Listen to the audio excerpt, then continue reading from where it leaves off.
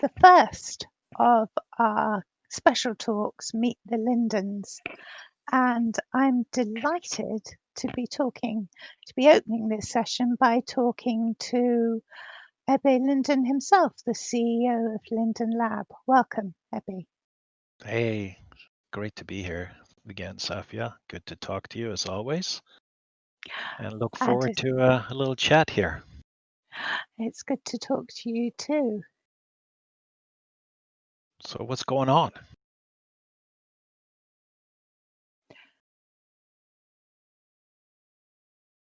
So, yeah, I was just going to give you a little introduction.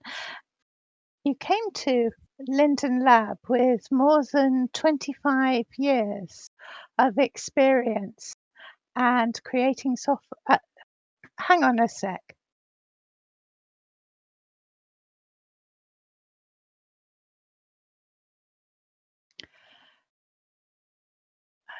I'm getting feedback in this channel. I'm getting feedback in the Discord channel.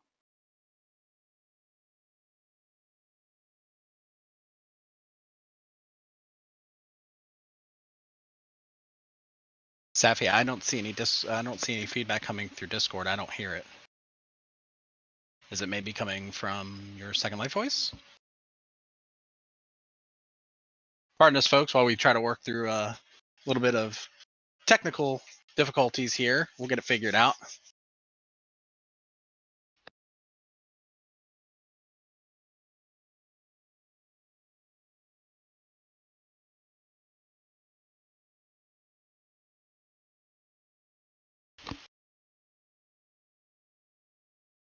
Saffia, if you're speaking, you're muted in Discord currently.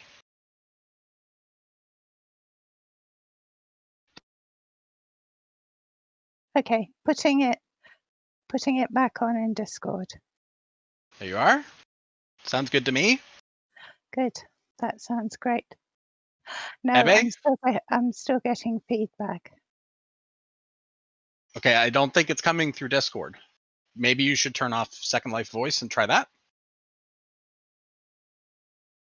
Okay, I'm turning off Second Life voice. Okay, I've now turned off Second Life voice.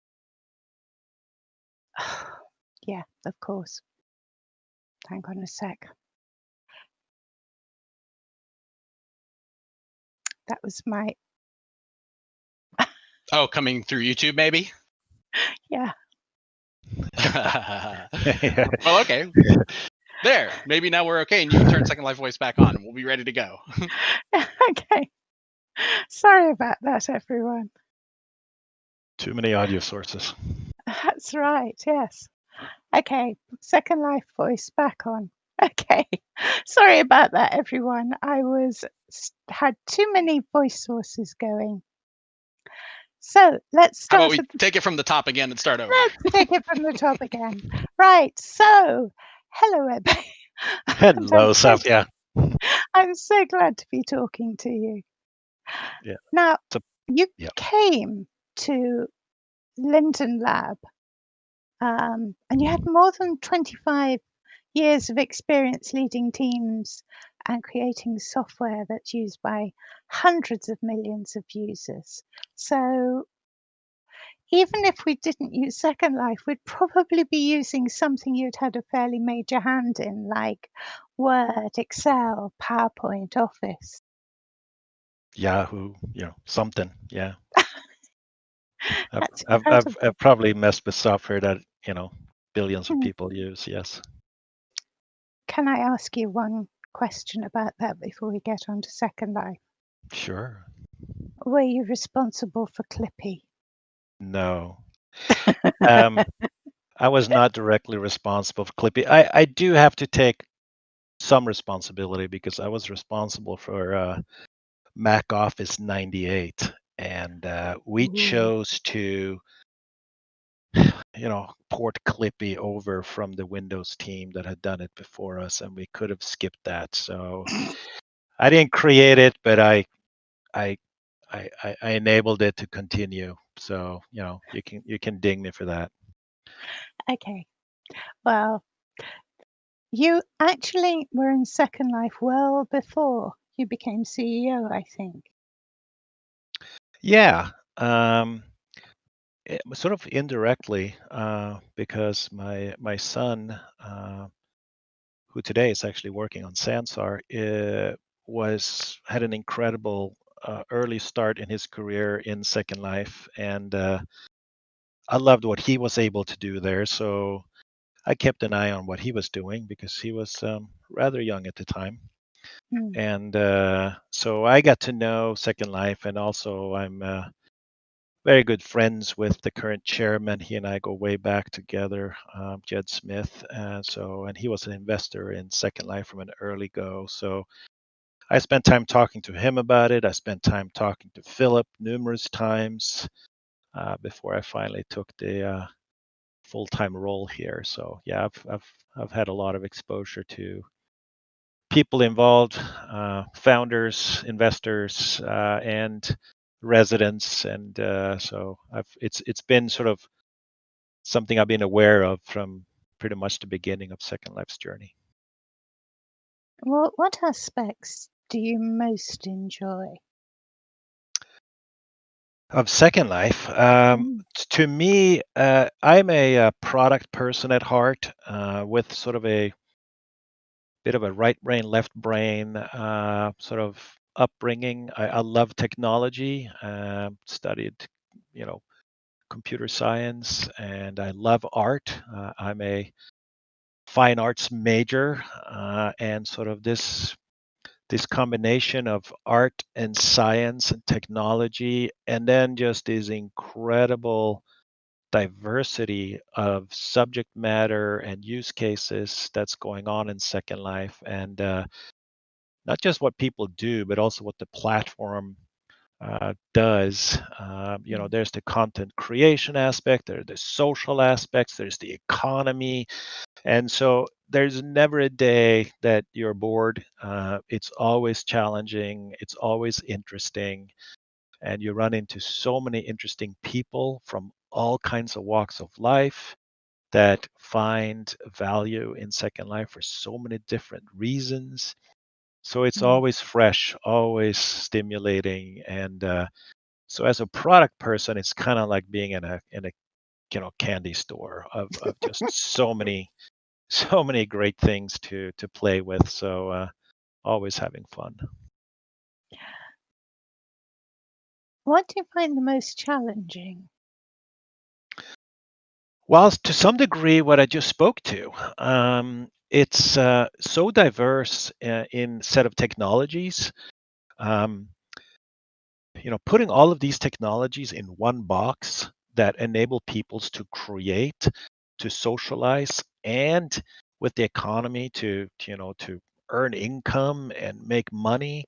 And we're really doing so many different things to try and combine the things together in a way that a virtual world can function. And to this day, there is no other virtual world on the planet that have come as far as Second Life in enabling this set of diverse uses. And that is challenging because you're not talking to a very singularly minded audience.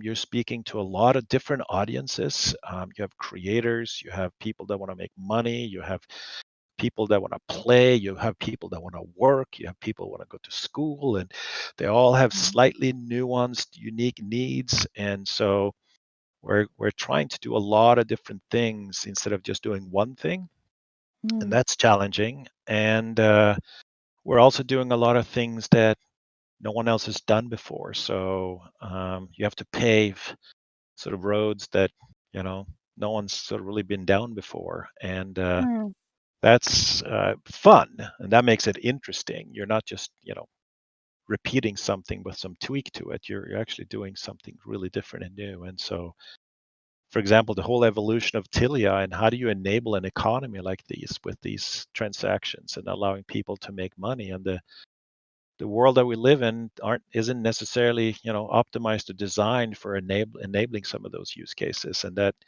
can be challenging. So the strength and what I love about it is the diversity in both people and the uses and the technology, but that also is the challenge, is that you're many things. And so it's I would say it's our strength and a little bit our Achilles heel at the same time. And it's particularly interesting, I think, this year of all years, because I mean, this has been a year like no other, hasn't it? Yeah, I mean, we're with the pandemic, we're Mm. most of us are probably going through something right now that none of us ever witnessed anything like it, of this magnitude, at a global scale.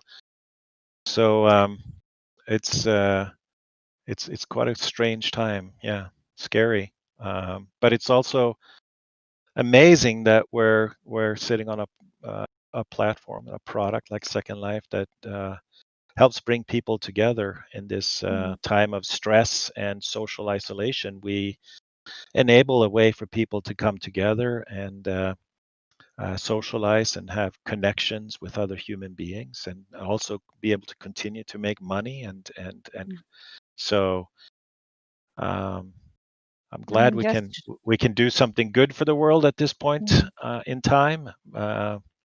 But and I hope leaders around the world come to grips with how to manage something like this. Clearly, not everybody has figured out how to manage something like this, and I hope they come to grips with it and helps shepherd us towards the best path forward as far as staying healthy and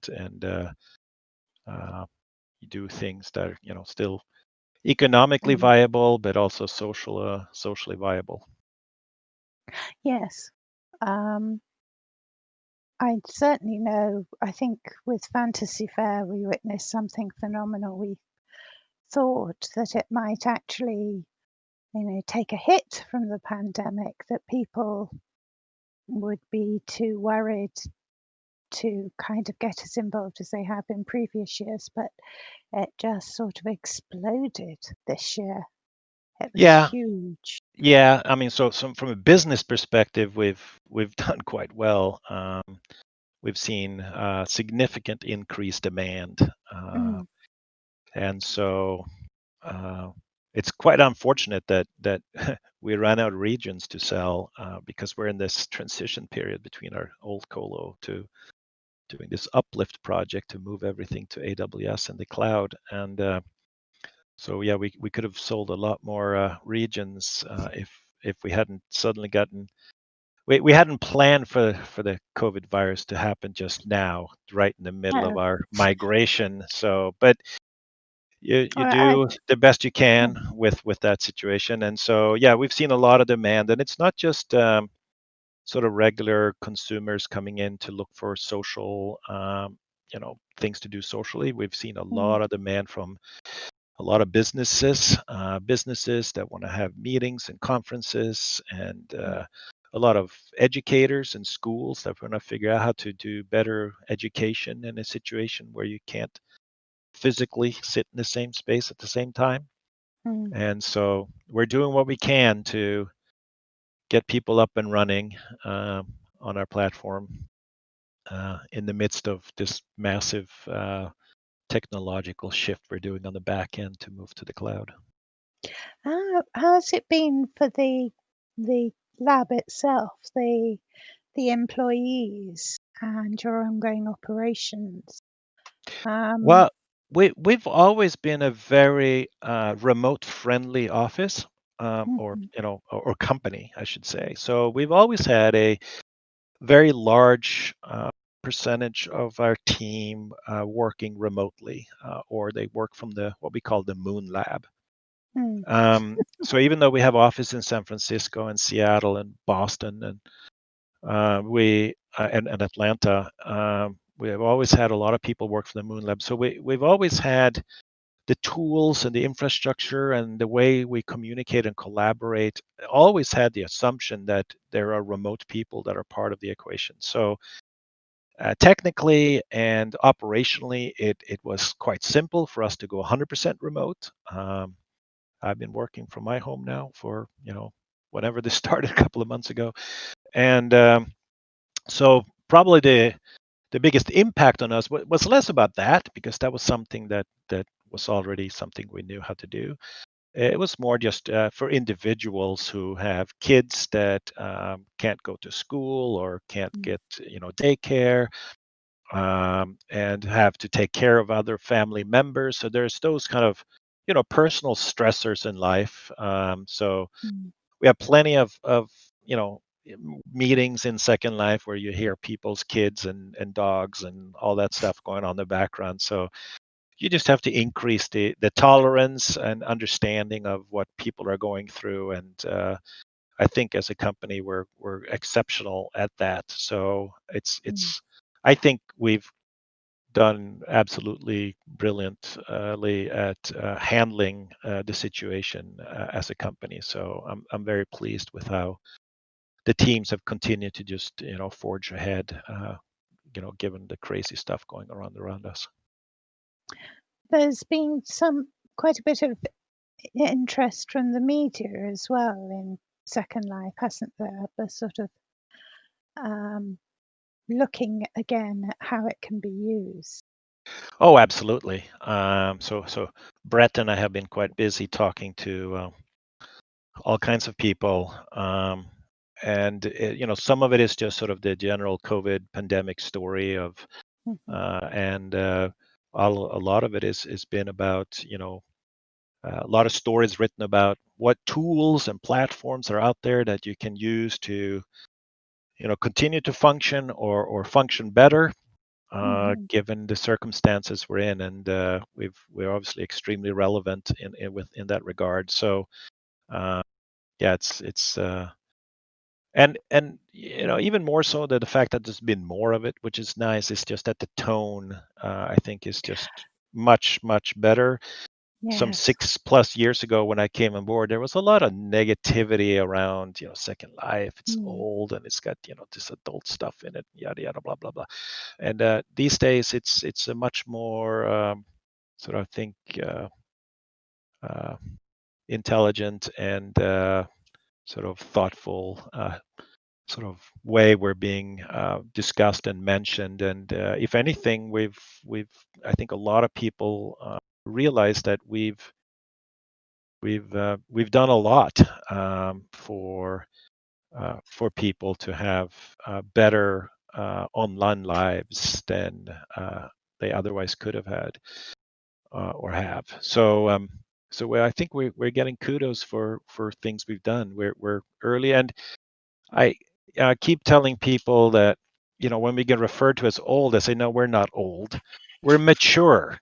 It's a very different thing. So it's like saying, why are you using Windows? It's old. I mean, Windows is way older than Second Life, and it's like or a bit older. And sometimes old is not a bad thing. It's a good thing, especially when it comes to platforms, because maturity matters. And we've run into situations and that other people haven't yet even come started to think about yet. So we've learned a lot, and so have you all. So together we managed to do something that no one else has been able to replicate yet. So it's kind of like maturity, but an evolving maturity, because you're still developing new areas all the time and new technology. Oh yeah, there's no end in sight for how much we can do new things, but also how we can do existing things better. There's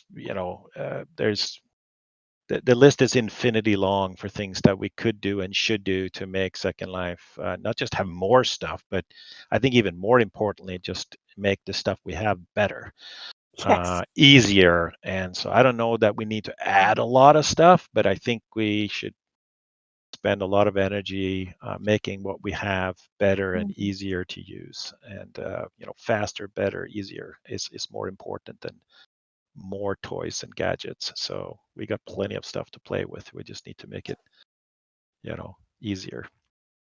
So you were saying about the shortage of new regions, and that's not just, it's in a way it's a spin-off of the whole COVID thing, because more people want regions for.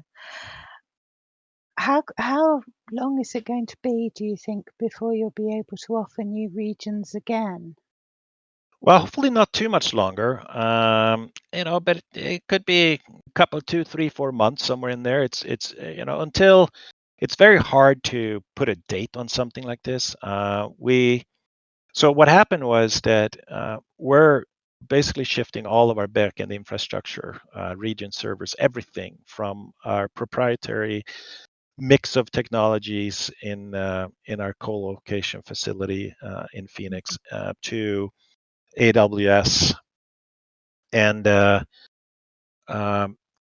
because part of that is then that we stopped investing in infrastructure in our co-location facility, because that would be sort of why spend that money when we're going to be going away from it.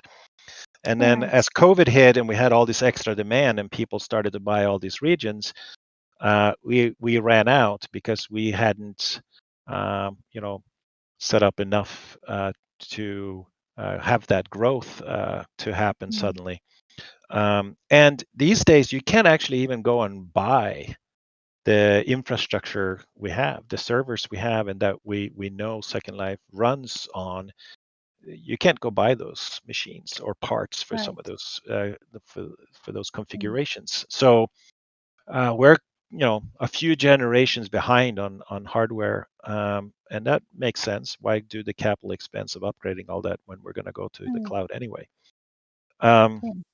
So and we do have engineers and operations staff and product and QA working every day to get everything moved over to AWS. And today, you don't know what parts are running from the colo and what parts are running from AWS, because a lot of technology and services have already been shifted to AWS. We don't really talk about what piece has moved when, because people starts to come up with all kinds of weird reasons where they think something isn't going right. But and the region server is sort of the one that is the majority of our infrastructure are region servers.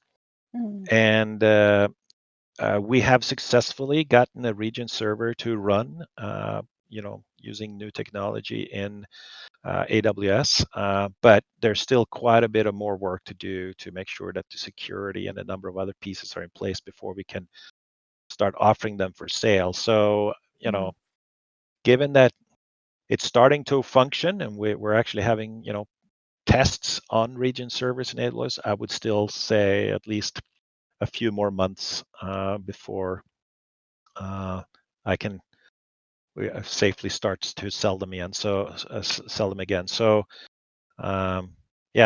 the kind of window we just have to manage ourselves through, and so a few months. Now, one thing that's concerning people in the UK, and I'm guessing pretty much all around the world, is the impact of COVID on education, particularly perhaps children's education. And I know there are a lot of educators in Second Life working on projects here. I'm going to suggest something. Might now be a good time to set up a new version of the Team Grid, but with more emphasis on teaching areas. First of all, to my previous point, all of our resources are completely dedicated and fully booked to transition ourselves from the old infrastructure to the new infrastructure. So we don't have a huge amount of resources left to do like new things right now. We have some resources on the viewer team that can do work because they don't necessarily have dependency on the uplift work we're doing to AWS. So any project like that would require too many resources for us to sort of entertain right now. And we're not sure if that's the right answer. It might be. We are noodling on some other ways that we could, because ultimately it comes down to exposure to subject matter, right? And so it could be other ways that we could manage who can see what and go where.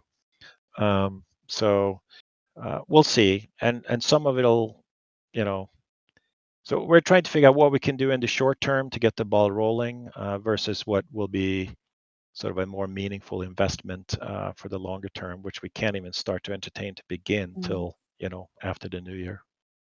Okay. I have a question from Jojo Fajardo, who's saying, in real life, we're starting our online schooling. Are there actual schools now that use Second Life as a teaching platform, as a learning management system? Yes. There are lots of teachers. Mostly it's been teachers that have figured out how to use Second Life all by themselves and are using it in lots of various ways. The largest customer of ours is the people and friends over at CNDG.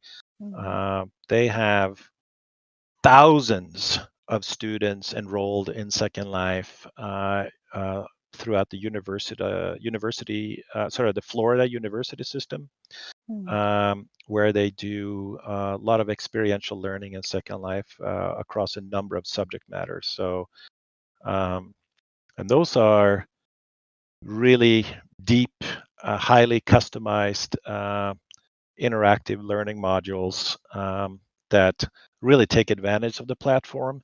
It's one thing to just set up a room with a screen and a bunch of desks and have everybody sit down and you just do a class like you've always done it. I mean, that's not that hard to do in Second Life, although there's some things we can do to make that easier. In whether it's the onboarding process or how easy you can present information on slides. And we have a good upgrade coming on soon so that you can actually do live video through the media on a prim feature. And so there's stuff we can do to make those scenarios easier. But if you need deep integration with learning management systems and keep track of students, and then you need to build additional functionality, and that's something CNDG has done as an example. So we have to figure out, where does Linden Lab, what role do we want to have? We're platform role, and companies and partners like CNDG and others can build these solutions on top of our platform rather than us being sort of an education system directly from Linden Lab. Because there's so many verticals. I mean, education is just one of them. You have healthcare, you have entertainment, and how many of these can we sort of provide sort of the complete solution versus creating the platform that enables third parties to create solutions on top of it. So I kind of think of us, at least at this point, more like Windows, and it's up to people to build applications on regions to target specific use cases. And so what can the platform do to enable people to create those solutions on top is where we're kind of, I would say, we're spending more time thinking about, and understand how can we unlock those verticals from being successful or to be successful, and rather than going all the way sort of really deep into each vertical ourselves. I mean, that would be a huge amount of work, and so we have to sort of pick our battles. And so far, we're sticking at the platform battle, and then have to rely on third parties, of which I'm having many conversations with all the time to try and figure out what we can do to unlock them, and so they can go be successful. I know that with CNDG, I've done things like exploring the inside of a giant cell and finding out how different molecules combine within the cell. And they ran a wonderful chemistry course which was basically students got to be CSI and go and investigate a murder. It's just incredible. Yeah, and that's what I mean by experiential learning, and that's what Mm, they've done, and I've seen some others do, is to really take advantage of the platform and mm, script interactive experiences where you learn through doing, as opposed to mm, just sitting there and listening to yet another lecture, blah blah blah, or watching videos and stuff. Because you can kind of do those things on other platforms as well. Although yeah. the sense of being together in a shared space is really powerful. I think from a learning perspective, I think it's even more interesting when you can create scenarios where students or it's not just students of all kinds have to interact with other people and the environment to do things, because that's how you absolutely learn the best, is to do, as opposed to just watch or listen. And but that always take much more specialized implementation and scripting and all that Mm, to implement those. And then when it comes to education, you still then have to pay attention to sort of the educational guidelines, and you can't just go off and do what you want. It had to sort of mm, be approved and all of that. So and that's where it gets really unique for every vertical, of sort of the unique things you have to deal with. And it would be a mm, lot of work for us to do all of that. But yeah, as I've seen people through some of the CNGG learning modules, they go scuba diving and they go fly to the Antarctica and take ice samples, and mm, all kinds of really fascinating ways to learn. mm. So that's where I think learning gets interesting. Yeah, yeah. I also remember an Imperial College project where they had people with learning difficulties actually coming into a model of the clinic they would visit, um, and walking through it and finding it so that they would be less worried when they went to the real one. Yeah, And yeah, that's amazing and wonderful use, I think. yeah. I just had a great. I spent like an hour and a half with Brian over at the Mayo Clinic. The Mayo Mm, Clinic has done some yes. amazing things in Second Life, and they Mm, they use it all the time. And the breadth of they do group sessions and helping people with dietary choices and exercise and you know talks. And so again, there's the ability to sort of introduce experiential learning, and also the ability for people to sort of have safe social interaction without having to travel, and be able to meet people and mm, health professionals from around the world. So um, it's there's a lot you can do. It really just takes people's creativity to to go do it. And mm. so it's uh, it's amazing to see what people do. I wanted to change the subject slightly because we've talked about COVID and what's been happening this year, but this year we've also seen the world start to pay greater interest to issues of diversity and equality. How would you say Linden Lab's rising to the challenge of diversity in its operations and also in the platform? Yeah, well, as you see, I'm wearing diversity. It's very important to us. We have a very diverse staff, and but we can always do better, and we constantly think about how we can do better.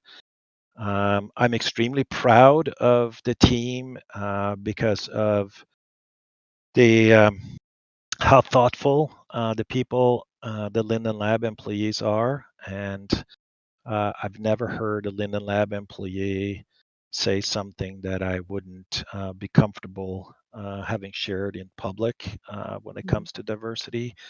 And and we so and I'm also very proud of what I mean. In some ways, the virtual world is a bit of an equalizer. Our physical presence, our geographic presence, our economic status, a lot of these things kind of become a lot less valuable or important or in sort of a virtual world where we can sort of be whatever we want to be. And so I'm also very pleased with that we have, I think, a very diverse user base. I know the female male ratio is pretty darn good for being what people would perceive as a gaming platform. So I'm glad what we can do for diversity. I'm glad what the employees are doing for diversity. I am glad what we are doing to try and be as diverse of a workforce as possible, because the more diverse we are, the stronger we are. But again, this is not something that you check off, tick a box and then, oh, look, I'm diverse. Yeah. Like you have to constantly work on it. Personally, trying to think of everything I say or do or actions I take or how I behave or how I think in various situations as to whether certain biases are getting in my way as a human being. And how can we, what can we do to make sure that the people that work at Linden Lab are comfortable, and what can we do to continue to hire diversity into the company, and what can we do to just set the tone and what our expectations are for a healthy world like Second Life. And it's a challenge. I mean, it's not that easy because we're also very much believers in freedom of expression and freedom of freedom of expression, and let people say and do whatever they want, but there are always limits. And so how do you identify those limits, and how do you handle situations where people sort of cross the lines of those limits? Because another thing is clear also, is that we do not all have the same interpretation of where those limits should be. And you can see this dialogue in public too, as to what should be allowed to be said or not said on something like Twitter or Facebook, or what should those companies do to stop the people that are saying bad things from saying those things, and where do you draw the line? What is acceptable speech and what is not acceptable? And that it's always, it's going to be, again, it's not a box to check. It's a constant thing that you have to be on your mind, and you have to think about in almost every context to get to some future ideal state. And I just hope all the really ugly stuff that happens around the world will will stop, and that people can just treat each other as humans, and eliminate biases, discrimination. I mean, these things are just horrible. I mean, there's nothing else to say about it. Those things just bother me really, really deeply. So please, everybody, if you think you see something where we are not doing the best we can do to enabling, empowering, and supporting diversity, let us know, and we'll continue to try and do better. I think it is. It's something you can never say job done. No, and even if you reach a job done level for something somewhere, then there's always tomorrow. Something comes up that challenges that status, or brings up a new situation, and it's every decision you make can have an impact, positive or negative, towards acceptance and diversity. So we all should pay attention to it. Yeah. Yes. changing the subject now, because I'm conscious that time is moving on. There's a lot to talk about. Can you tell us a little about the decision to sell Sansa? Was that a tough decision? Why did you decide it was time to let it go? Yeah, it was a very tough decision. I mean, we spent a lot of time and quite a bit of money to develop core technology that we're we're very proud of the work we achieved, but it's also the realization that building virtual worlds is not a simple thing. Mm, It takes a huge amount of resource to do it.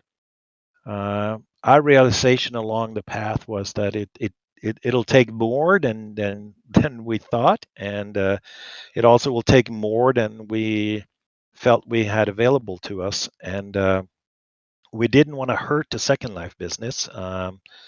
So how do we sort of ensure that we give the best path forward for both?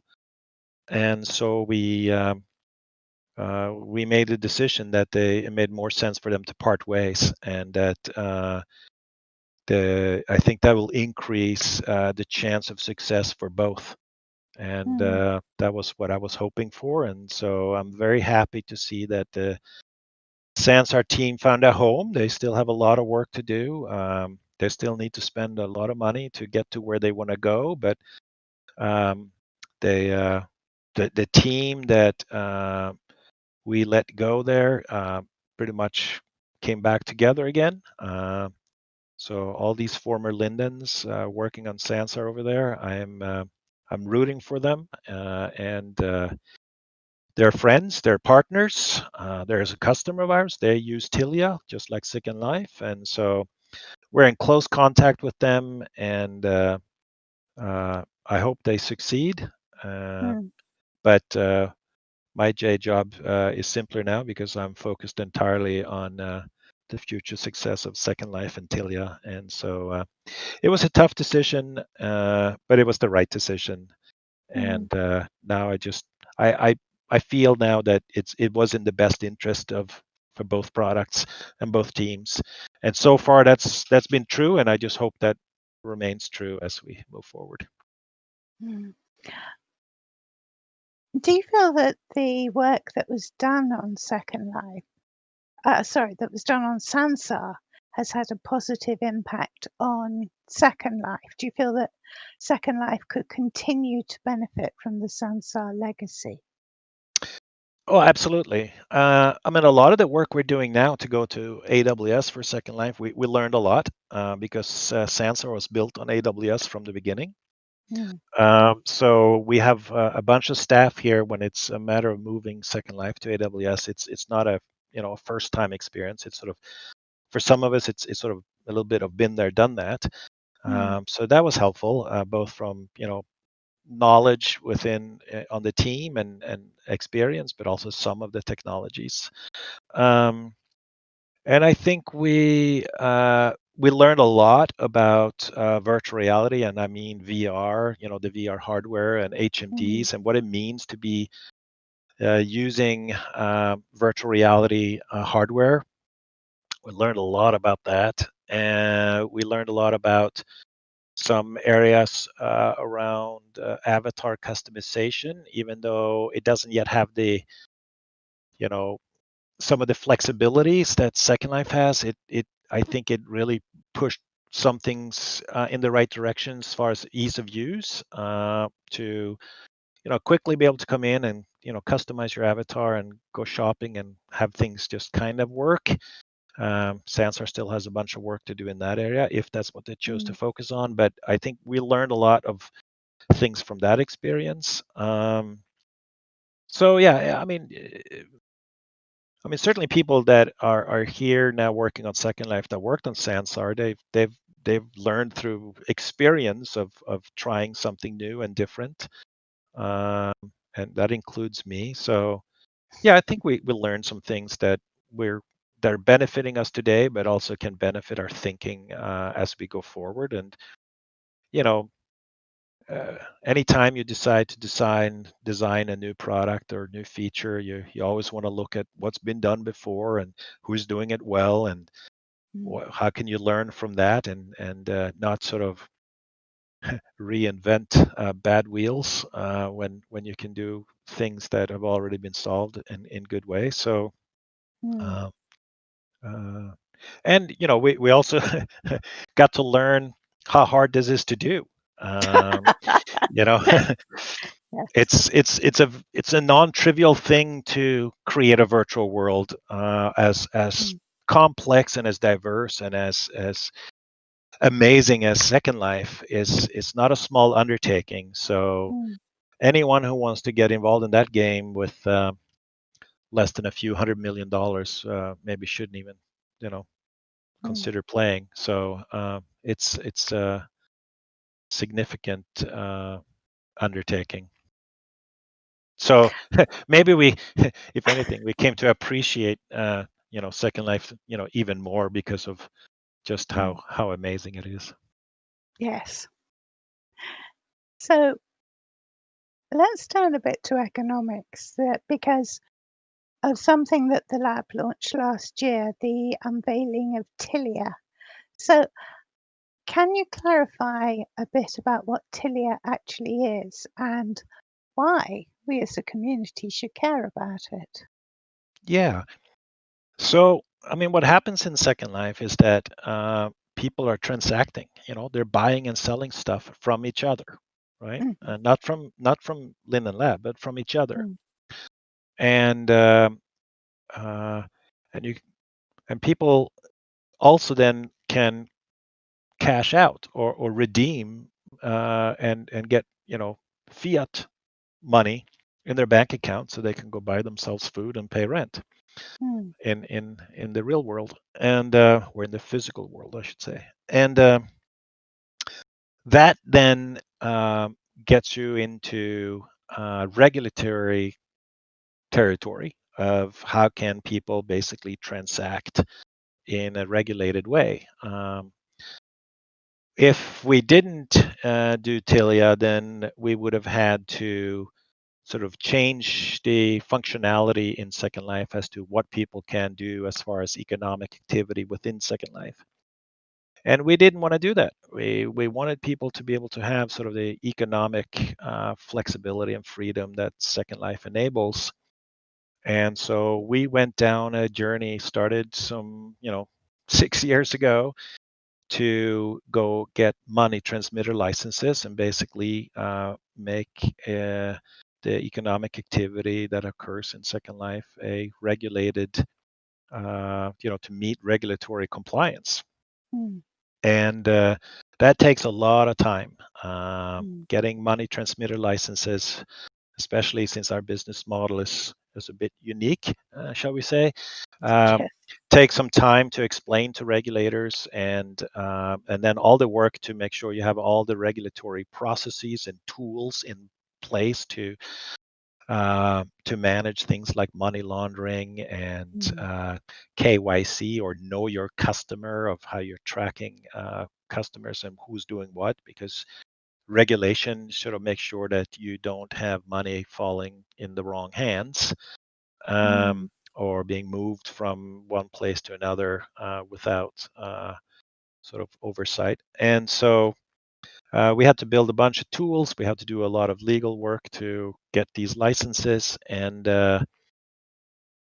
at some part in that process, it sort of was no longer this economic thing that happened just in Second Life, but we created a separate entity to sort of ring fence all that regulatory stuff around it.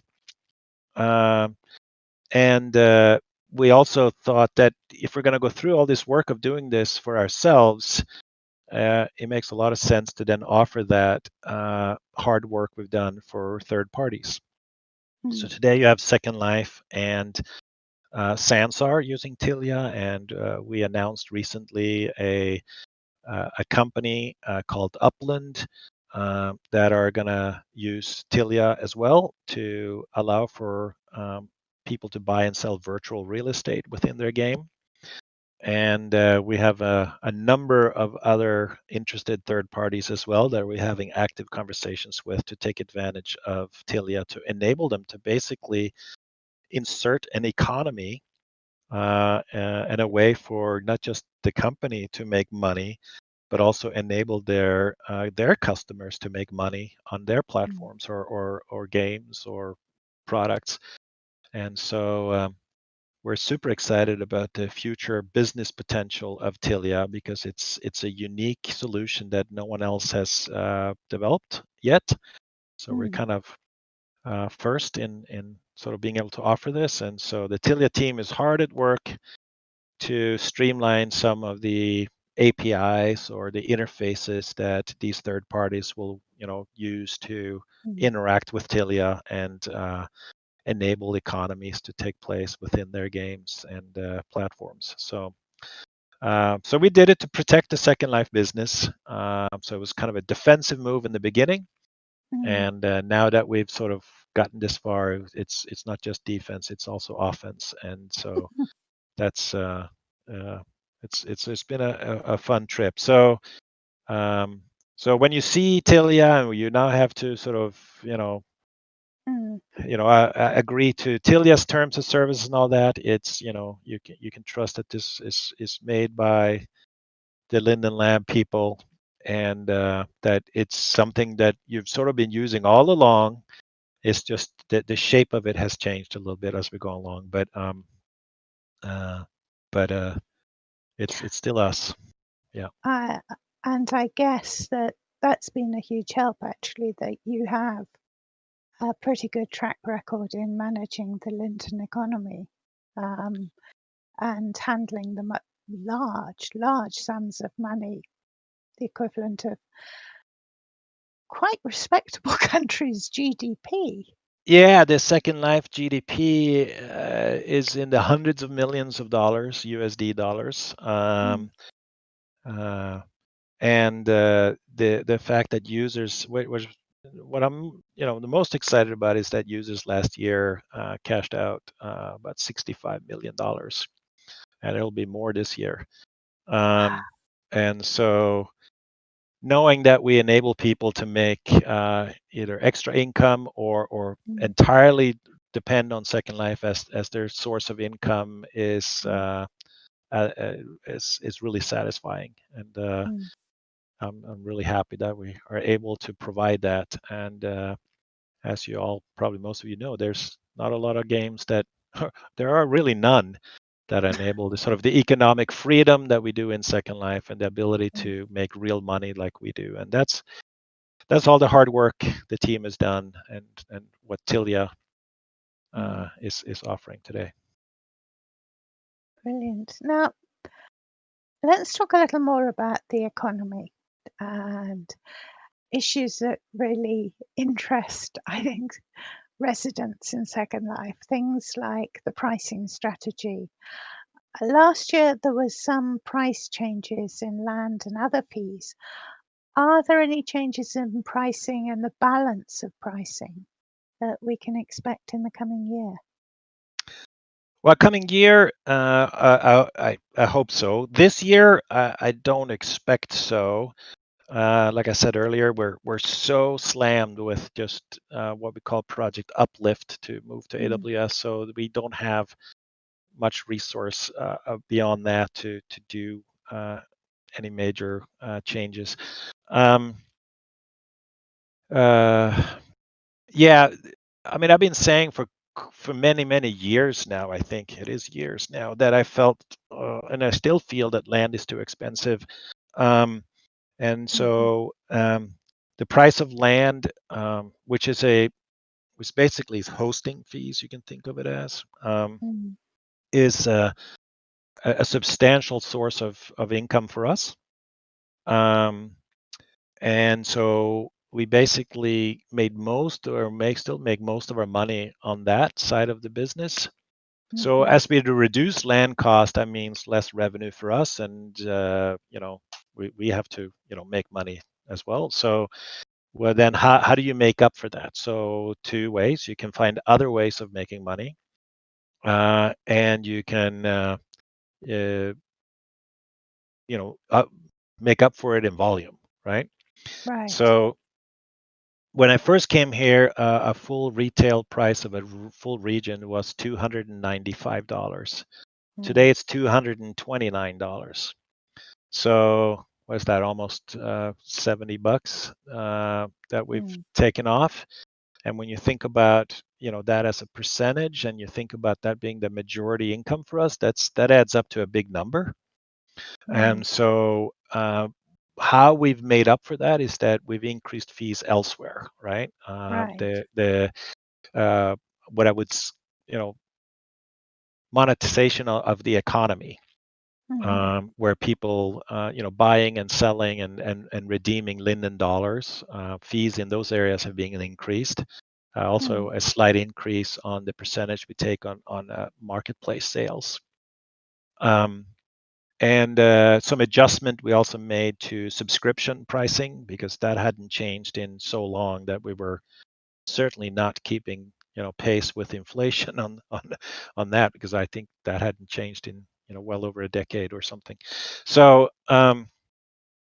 so we've made adjustments in those other areas to sort of make up for the loss we make in the reduction in land pricing.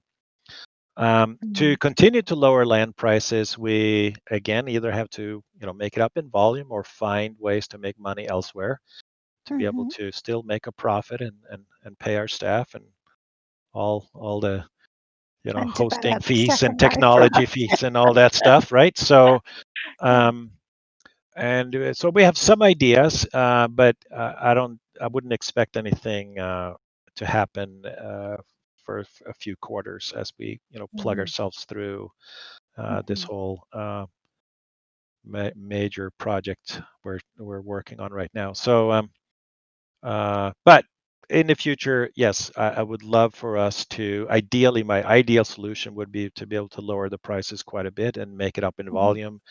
And then you either have to be absolutely certain that you will make it up in volume, because you can't lower the prices and then you don't make it up in volume. And now what? Now it's a bad situation to be. You don't want to have to increase prices again. So you have to kind of do it carefully. And also, just like the ugly word taxes, but fees or taxes of any economic system, when you change it, it impacts the economy within the system too, of who can be successful within the economic system. And there we have to be careful, because we change pricing on things, and there are certain cohorts of our user base that could be positively and negatively impacted by that. And what are the chain reactions of those changes? And so we kind of try and do things in steps and sort of very carefully monitor, because making pricing changes can take many months for you to actually see how that changes behavior in the economy. And sometimes you see negative effects, and sometimes you see positive effects, and you sort of have to figure out. So you have to be careful. You can't just snap it overnight and hope that you don't destroy customers' businesses or what have you. So we have to be thoughtful as we do it. But yeah, my preference would be for land to get a lot cheaper over time. And it might not just be the core full region pricing that comes down a lot, although I hope so. But there could be other types of land products at different price points with different features and whatever we can consider. But again, we're not going to think about those things, in earnest until we're, get ourselves over to successfully to AWS and everything is working, and then we can sort of get back to thinking about those things. I had a question from Brock Macmillan, which I think this would be a good point to introduce it, which is about one change you've been talking about, and I suppose already have elements of it, is things like Premium Plus and your intentions with how you're going to develop Premium Plus. Yeah, I mean, we're quite a far along thinking through what a difference or additions or changes to our subscription plans would be. And we technically have actually also done a lot of the work, but just a little while ago, we said for a number of reasons that it would additionally be an additional sort of burden and distraction for the team that's already sort of super booked with the big uplift project. Yes. So we can relieve them by taking that sort of those changes off the plate for now. And two, also with COVID and all the stress that's going on around the world, we didn't think of sort of adding another higher cost plan with more stuff was kind of like, is that the right thing to do that? So we're like, no. So we put that project on pause, and we'll pick it back up again towards the end of the year. And but I'm not sure if I would expect anything to happen until next year on that.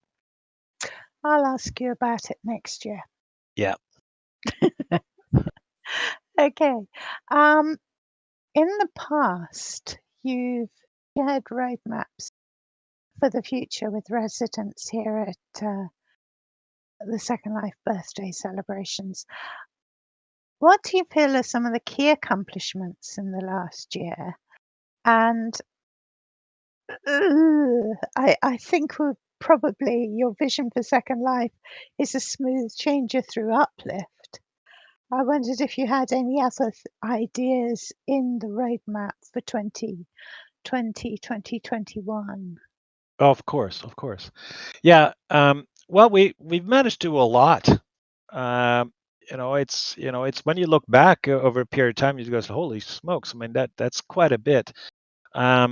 We finally got the EAP, or the Environment Enhancement Project, out the door, and we're starting to see people do some really clever things with that, and seen some really beautiful worlds thanks to that. Bakes on mesh, we did that so that you can get more efficient objects with multiple layers of textures combined. I'm a complete Bakes on Mesh fan. I've just gone into the back of my inventory and dug out all these wonderful old outfits that I loved, and suddenly I can wear them again. Yeah, it's a big performance advantage to not have all these layers, but just bake it all on, and you have just this one texture. So that's a good piece of work there. We have made a lot of work already to migrate to the cloud. So they flip the switch and we can say we're done and we're out of the old colo. That's still a lot of work to do this year, but we've accomplished a lot there, and a lot of it you don't see. You don't even know what parts of the infrastructure is already running in AWS and what isn't, but there's already a lot of it up there. And the fact that we can do those and you don't notice, we take as a win, because that means we didn't break anything. So a lot of good work has happened there. You've all seen the great work that Patch and his team has done on the Linden homes. That's been a huge success, and we just can't make them fast enough. Even though the Patch and team has figured out how to be pretty darn clever in how they can roll these out at scale. But as soon as we do, they just get gobbled, and they're all gobbled up in short period of time. So finally got the last name changes out there, so that you can change those. That took longer than we had hoped, because when you have this legacy code base that just assume that will never change, there's like tons of places that have hard-coded assumptions about those things not changing, and so going back and changing all that so that you can dynamically just change names and everything still works took quite a bit of time, but we got that out. I think marketing has done a tremendous amount of good work to be much more data-driven and intelligent about how we do user acquisition, so we can be more precise in how we target user acquisition and get more money for our dollars in how we do that. And so it's not just technical advancements in how we do customer acquisition, but also I think we've done a lot of good job of just creating cool content, from lab gabs to book clubs and also a lot of interesting partnerships with partners like Hello Kitty and the NFL, and the Alumni Association, and Adult Swim for that live sort of video preview. The Blogger Network with now over 400 participants. That's amazing. Go Strawberry. And we're also done a lot of things to better understand and be able to deliver things better for sort of business, what I call the B2B use cases, companies and educators.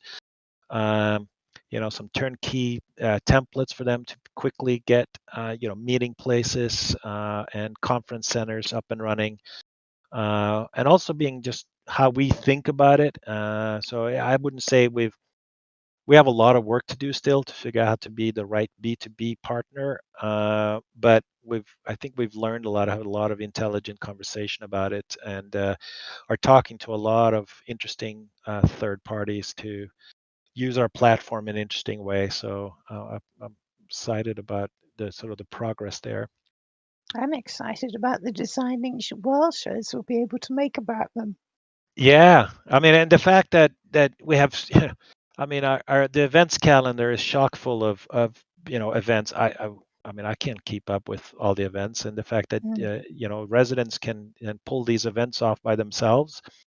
But we still have a lot of work for a brand new company that's never done it in a virtual world, that just want to get in and get their company up and running, or their presentation or conference or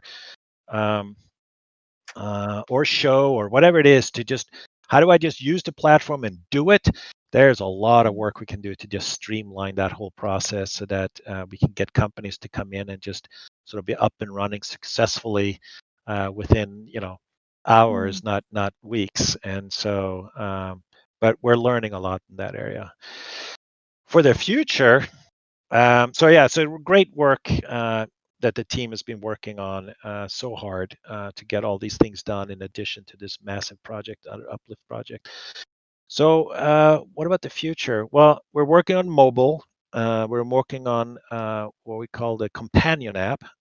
It's definitely totally focused on being a sort of a communications sort of add-on companion, so that when you leave your Mac or PC desktop or laptop and you go on the road with your phone or your iPad or whatever, you can still stay connected to your friends, to your social network, to your customers, and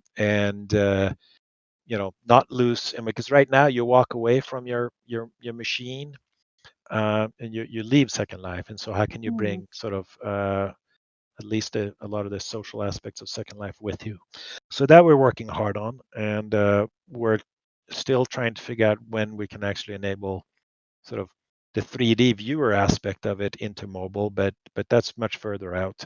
For now, we're working on sort of what I would say sort of a communications companion app, and I hope to see a beta of that pretty soon, actually. That'd be very cool. Yeah. We're working on some incremental improvements in our user interface. I think our user interface has a lot of sort of a little bit of stovepipe madness and complexities that it's sort of been piled on over time. And looking back, how can we streamline and simplify and make it sort of make sense a little bit more? There's some short-term things we can do there to sort of clean up and simplify. You'll soon have the ability to do live streaming video with Media on a Prim by us upgrading the browser control we're using, or CEF as it's called. It's the Chrome browser, if you will, not the full browser, but the engine behind it that we basically have inside of Second Life. And by upgrading that, we'll do a better job of rendering web pages on Media on a Prim, and also then finally support live streaming video, which enables lots of interesting use cases. Obviously, the move to the cloud, that's planned to be completed this year. And so that is kind of the number one, number two, and number three priority. Everything else is sort of what we can do is behind that one. I mentioned how we continue to sort of think about and how we can continue to move forward on these business to business initiatives, whether it's enterprise or education, and what can we learn. So I think that right now we're in a lot of a learning mode and trying to figure out what are the right ways to solve for those use cases. And it's not just features, it's also business models and what kind of resources do you have and to succeed at that. So it's quite a bit of thinking and noodling on, but I think we could do so much to have groups interact in more successful ways in virtual worlds than you can with other technologies available today. So I'd love for us to give that a shot in the arm and see what happens. Yeah. Yeah, I was going to say, I wonder if you could apply the business to business model to education too. Oh, a lot of things are common between those two. So the Venn diagram of sort of business use and educational use overlap a lot, although they each have some unique elements that we have to think through. But I think if we can make things better for one, we'll make it better for the other at the same time. So just focusing in that area, I don't think you can fully kill two birds with one stone, but you can. That's a horrible. Who came up with that? Who wants to kill birds? It's horrible. The Tilia will continue to improve as well. I mean, we're very proud of how secure and compliant and safe it is, but there are still things we can do to make it more convenient around the world for how money can come in and go out. Premium Plus, which we discussed earlier, that's something we want to get back to. It's put the pause button, push the pause button on that. So we'll get back to that. And I think a project that we just need to come to grips with someday is to just simplify the whole avatar customization process. Like, how can you get a novice noob come in and sort of understand how to sort of make themselves look the way they want to look, and whether it's customizing the body or make the whole fashion industry around your avatars make sense. There's a lot of things we can do to simplify that process, and it's something that's important to everybody. You always want to sort of get sort of your identity kind of just so, and so that's kind of a feature that you can't have people avoid it. You kind of need to go through that process, and so making that a better, simpler, more enjoyable process, I think we should focus on as well. So I think a lot of people enjoy that process. There are people who and that whole second life. I mean, we have what I would call sort of, we have hardcore residents that fully appreciate and take advantage of the incredible capabilities we have today, but that's not something that your average noob could ever comprehend. And so how do you create simplification, but then also allow for these power use cases we have today? And does that mean you have multiple avatar system? How do you, so today is just really hard. I mean, watching new users come in, try and customize the avatar. They go shopping. They try and get their avatar to use the stuff they've shopped for. Is a painful experience. It's painful, and so getting that sorted, I think, is going to be really, really important. And then, we have a lot of other work underneath as well. Graphics, performance. These are, I think, areas that are going to be constant areas where we have to continue to innovate and improve. Yeah. I have a question that came in from Pew Pew Zero, which I thought was rather interesting. He says combat in Second Life can be difficult for role players, as many of us continue to experience lag in multiplayer combat situations. Will we see improvements in the high latency and lag spikes after transferring all the data to the cloud? And could we finally consider Second Life to be part of the esports community with this move? And then following on from this, are there any future plans to promote gaming and target the young gamer audience? Wow, there's quite a lot there. Yeah. But at the core of this is performance. Mm. And here is where we took a very different approach when we built Sansar than the way Second Life is built.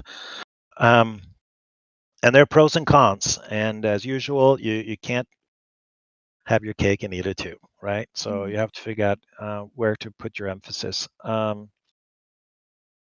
A game that you see today that you play with other gamers, these are highly tailored experiences. Most of them run on top of commercial engines like Unity or Unreal that have ginormous resources working to enhance those engines and to make them more performant and visual fidelity improvements and all that, and cross-platform support. Because of what Second Life is today, I couldn't rely on one of those engines. It just is not feasible for us to transition to one of those engines. And even starting a new virtual world from scratch, I'm not sure if I would be comfortable to bet on using one of those engines. There's certain problems you have to solve for when you have user-created content of the magnitude we do, that you just open a whole can of new problems that those engines don't really try and deal with and solve for. And so being in control of our own engine has certain advantages, but the disadvantage is that you have to do all the work of supporting your own engine. I hope that we will see some improvements in performance by going to the cloud.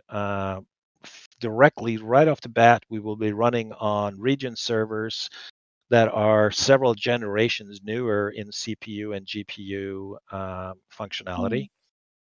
So we don't yet have data on what if that could mean exactly, but I'm hopeful that that will just be sort of a benefit we'll get right away. It makes sense, but until you see it, you don't want to expect too much. But let's hope we get something from that.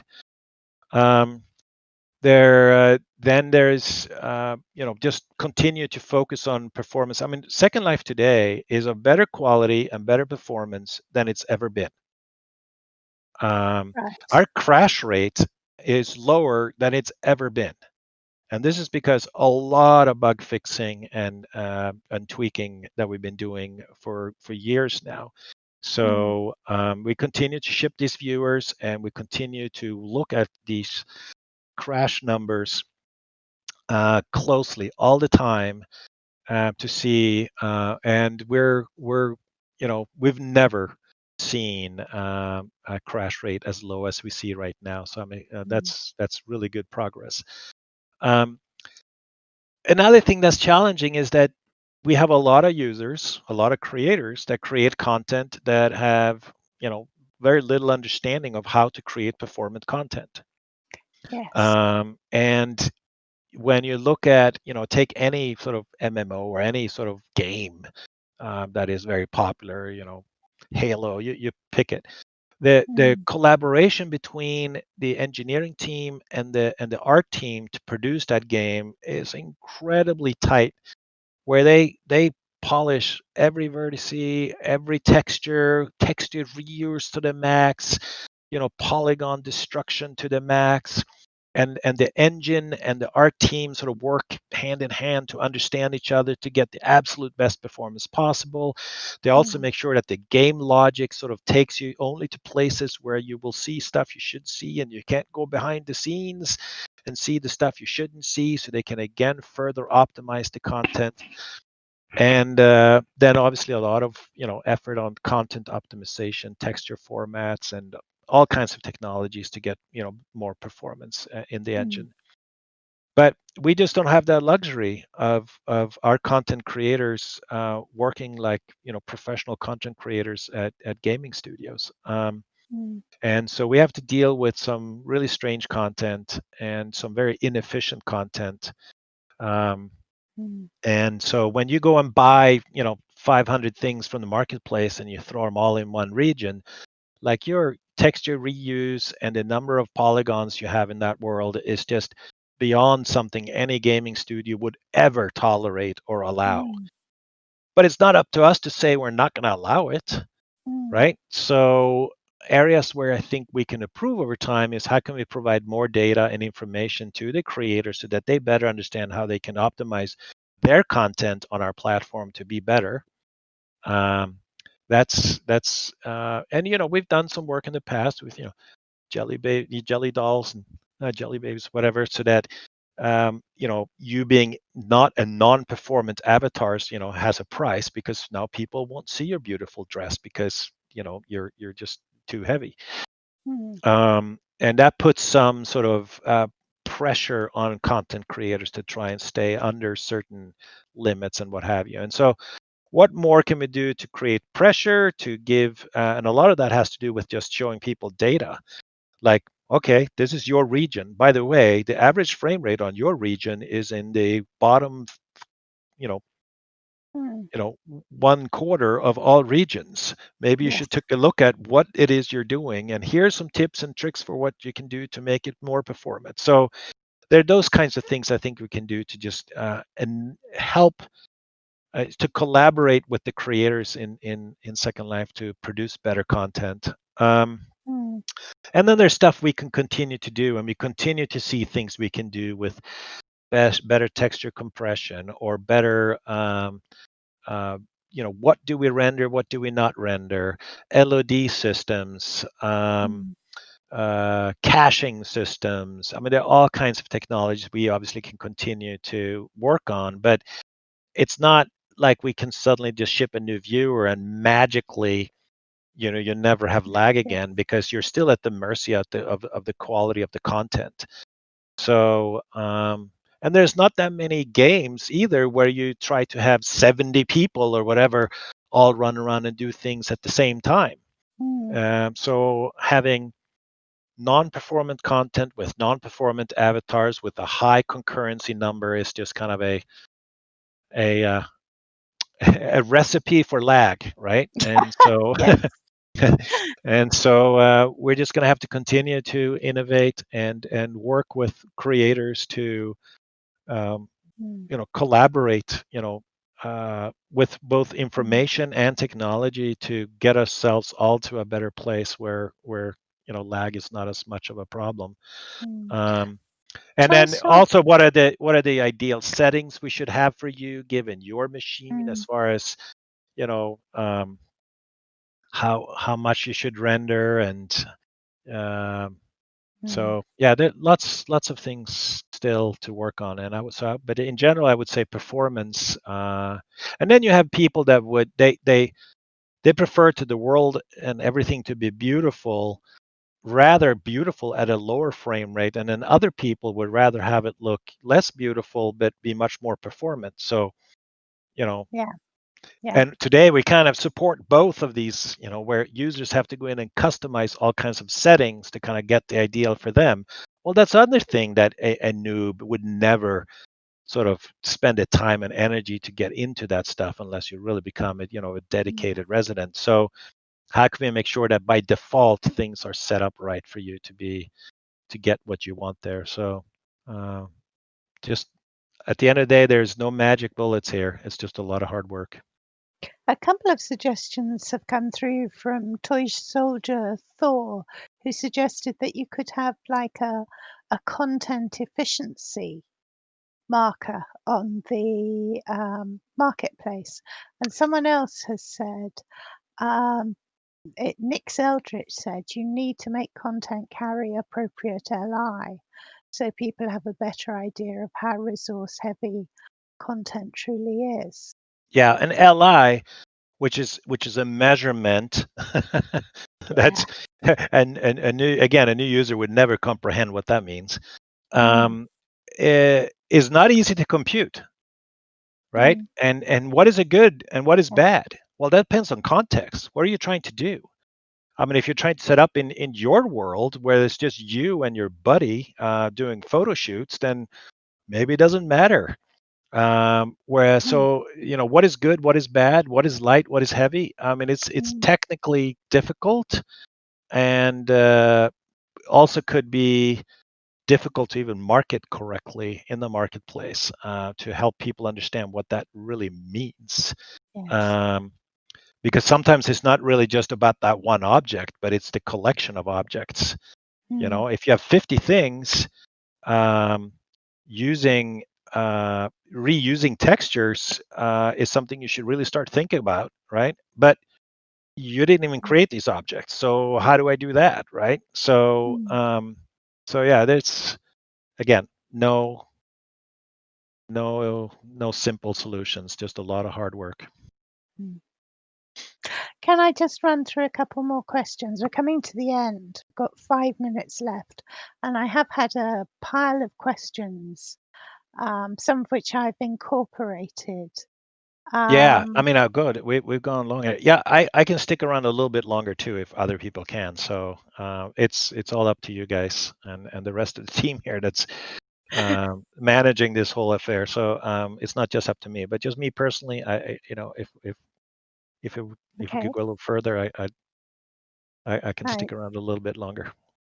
That would be brilliant. I think people would love that. Yes, audience, would you like this to run a little longer? I think everybody said no. So okay, Yeah, we're done. everyone said Yeah. no. Okay, let's whiz through a couple of things quickly. Someone said, Rogue Braveheart has said, as an ex-Microsoft veteran heavily involved with Office now, Microsoft 365, what is Linden Lab's plan to integrate these types of real life tools to facilitate the type of business use cases that COVID has shown are so vital? Yeah, and that kind of got into sort of the a little bit of the B2B conversation from earlier. Well, I think we have a lot of work to do to make it more turnkey. How do you say, I'm a team of 30 people and we want to do this, right? A conference, a concert, a classroom. Like, okay, how do you make it so that you can just provision yourself this region, world experience, whatever you want to call it? Let's call it an experience. And then how do you easily then get all the people into that experience? Where you now have to onboard students or coworkers or customers or whatever you want into that experience. How do they flow into the experience without getting stuck, shopping for shoes that don't fit? Or and so it's sort of provisioning, onboarding cannot be sort of people getting stuck on basics of avatar customization and stuff like that, because then the meeting's already over. And so and how do you what is the business model for some of those use cases as well, because it's not maybe that they want to rent a region for a month. They just want to have a meeting for 2 hours or for the weekend, or a concert over the weekend or whatever it might be. So it kind of, and that's what I've said, when we think about these B2B use cases where you're not really necessarily targeting someone who is sort of have made up their mind or discovers along the way that they want to become a sort of a resident and live here and be here. No, this is now just a utility and a tool. Then you have to lower the bar way down in complexity, ease of use, and how quickly people can get in and have a successful session of some kind. And so just us starting to have more and more of these conversations, just thinking about the unique use cases and how did this happen. I think we still have to have a lot more conversations. The positives is that we see when people do dedicate themselves and their audience to have these experiences, it works really well. It works a lot better than what is out there. But it still takes too much work to get to that point.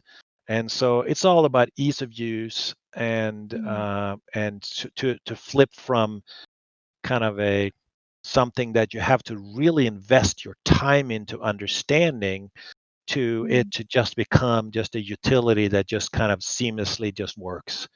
And that is again not just a simple thing. It's a lot of different things and a lot of work. But I think that's something that we should constantly strive for, and we will continually, as we improve the product quality, performance, and ease of use, we continue to improve those areas, and then sort of enable some of these turnkey, which is kind of ease of use, really, if you think about it.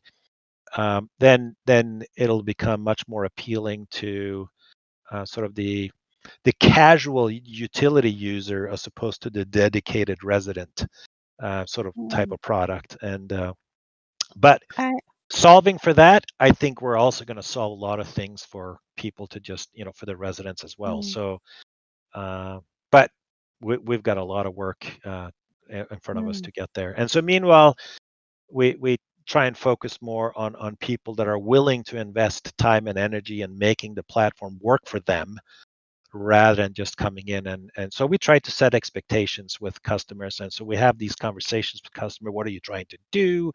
What's your audience? What's the use case? What would success look like for you? Okay. And then how much, support do they need for us to succeed at that? If they need too much support from us, then that doesn't scale well. I mean, Patch can only do so many things at once, right? And so we have to sort of pick the customers right now. We can't just say, hey, you there, come on in, you're going to be successful, I guarantee you. That would be a bit much to ask right now. So just more work to get there, but I think it's a good thing to strive for. I'm going to say briefly that I've had some questions that I think would be more appropriate for Oz and the marketing team as well.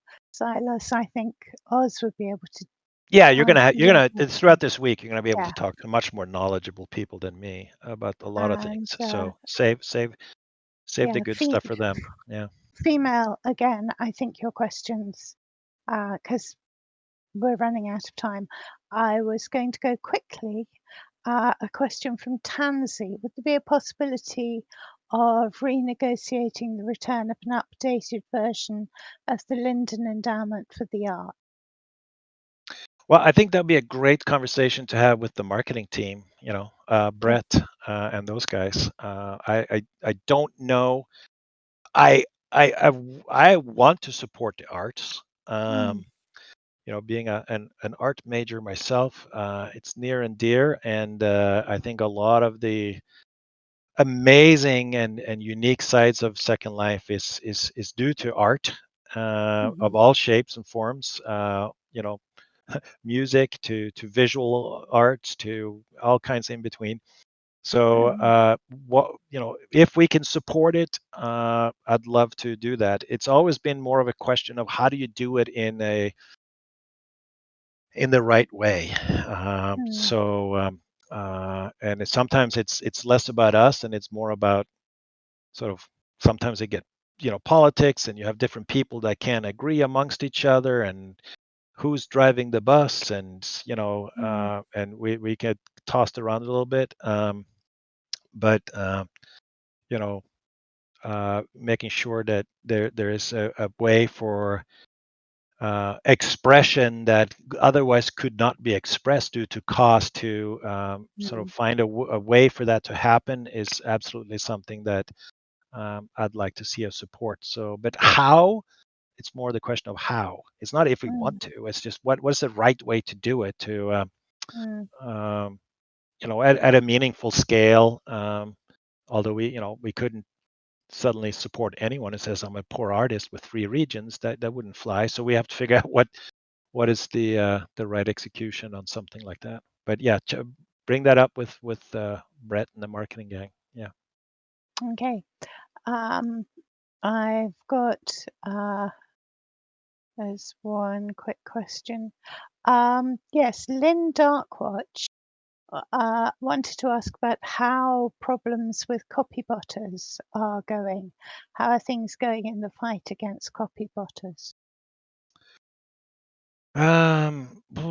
Well, there's the fact that technically there is no known solution to stop copying, right? It's just it doesn't exist. It doesn't matter what medium you're talking about. Video, music. Have you seen a successful solution that just prevents it and be a successful business model at the same time? Nope. So it's not about eliminating it because there's no known solution to that really. That still creates a reasonable creative environment and a reasonable business model. So how do you then deal with the fact that it happens? We do have the tools and processes in place. And here again are things that people trying to build virtual worlds so have probably not even come to think of these types of issues just yet. How do so we do have ways for you guys to report basically infringement and theft, and we take action when that is a clear-cut case that we can take action on. We can only really take action if you're reporting this against something that you own. It's not really for any one of us to say what people can and cannot do with other people's content. It's up to the owner of the content to decide what can or cannot be done with their content. So if you feel that anyone is infringing on your content or has your content, then report it. And we have people working on it. We have the tools, we have the processes to take action when it's there to be had. So report it. That's all I can say. I don't know that there's anything. I don't know of anything magical we can do to just have this problem just somehow just go away. It's been true for years that whatever you see on your computer screen, you can copy. Yeah. I see a question here. Well, we kind of went over this. Will the migration to the cloud be implemented before the end of the year so that more regions can be offered again? That's absolutely our goal. Our goal is to be completely done before the end of the year. And as far as making more regions available in the cloud before the end of the year, obviously as soon as possible. Again, I can't pick a date between now and the end of the year when I can sort of be comfortable that will happen, but it's a conversation Oz and I have every week. Every one-on-one we have, this conversation comes up. So the team knows, and everybody's doing everything we can to get there as fast as possible, but hopefully just a couple of more months for us to get there. So I've got two quick questions. One is from Frau Joe Yardley, who says, can we have endowment of the SIMs, she says, not regions, Joe, regions that have managed to survive for longer than 10 years? Well, some sort of grandfathered state if you've been around for 10 years, it's just free now. We would have to do the math and see what that means if every region that's been around for 10 years or longer or whatever the date is suddenly would go to a different tier or something like that. It's an interesting thought that is there a discount that applies based on some sort of duration or longevity or something. It's an interesting idea to incorporate that. Hey, but it's hard to sort of apply a business model that's going to hit your accountant 10 years from now. So we would have to see if that could be folded into the mix of ideas for how to get I think it would SIMs, as Joe wants to say, cheaper. Yeah. It also seems to me that there has to be a kind of public interest in keeping them. I mean, if they were just really dull Yeah, no, it's extremely sad to see beautiful regions, and it obviously affects regions that don't have a business model in of themselves more than those that do, and therefore, arts gets affected again more because it doesn't necessarily try to be commercial. So how do you keep something like that up? And we see sometimes Patch will try and do a sort of a job to try and save it, whether to find another person to sort of shepherd it forward who wants to take on the cost, or sometimes Patch, but we can't do too many of these, sort of takes it on themselves, because they do tend to have to be managed over time. You can't just assume that you can just park it and not touch it. That would be so. Now it's more people having to manage more regions, all with custom stuff, and that we didn't necessarily do in the first place. So for us to take them over, that doesn't come for free. So don't know. I mean, ultimately, you know, You kind of need something like the National Trust for Second Life, a non-profit that's devoted to preserving old buildings. yeah, but then they have to raise enough money to keep them going. And could there, is there a different sort of pricing for that? Well, okay, who's going to suddenly take advantage of that and say, oh, just put in the trust and then I don't have to pay for it anymore? It's not an easy problem. I think that the thing that we can continue to focus on is to create a better platform that's easier to use so that we get better scale, and then we can lower prices because we can make it up in volume. I mean, as long as we're a niche product like this, offering as complex as of a product as we are, people are going to have to pay more because it's just not enough volume to have it be something we could just give away at much lower cost than we are already. So I'm going to yeah. ask Patch about slurps tomorrow. Okay. Okay, well, Ebbe, I think we've come, sadly, to the end of your allotted time. And I can sort of see figures in the background jumping up and down and waving a little. I'm sorry we haven't had time for all the questions we received. I hope that we've answered enough to give you a good idea of what's going on in Second Life. Ebbe, thank you so much for doing Absolutely. My absolute pleasure. Love everything you all do. Thank you all for coming and listening and provide us feedback and ideas. Continue to do so.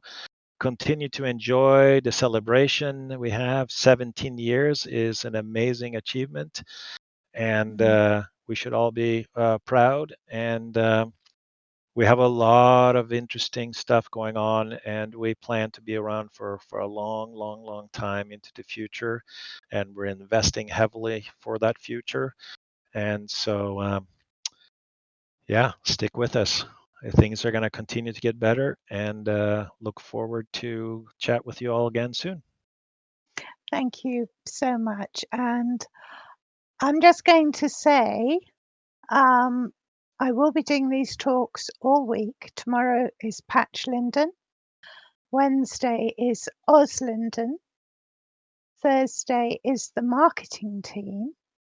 And Friday is the moles, which will be an enormous tangle of bodies on stage, I think. And so thank you, Ebbe, for opening this season. And I think it is today. So can I say happy birthday, Second Life? Yes. Thank you. Happy birthday, Second Life. Let's all celebrate.